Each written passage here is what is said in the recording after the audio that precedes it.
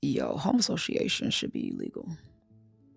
I turned my basement into a two-bedroom apartment about a year ago, and I started doing Airbnb out of the basement. A couple of weeks ago, I got a letter from my home association that said, "Hey, you're not allowed to do short-term rentals in this neighborhood." Now, take it, I have a city permit where they have a rule that you can do short-term rentals in the city if you live in the resident. Of course, I guess the home association doesn't care what the city rules are. They have their rules.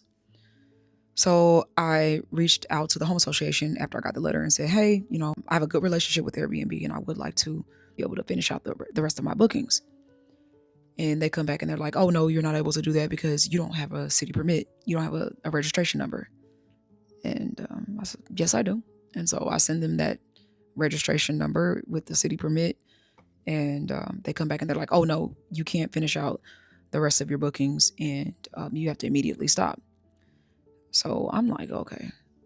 I get this letter typed up and I send it back and I say, "Hey, what are the fines? Are there any fines? If I do finish them out, because I do want to keep this good relationship that I have with Airbnb. I'm a super host, blah blah blah."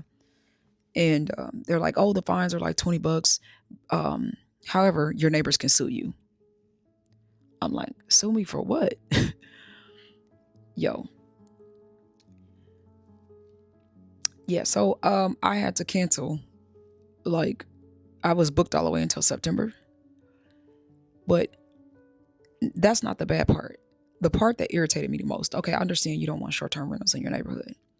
They also come back and say, and as far as leasing out any space in your home, you have to have a 1 year lease from a from family members or close friends.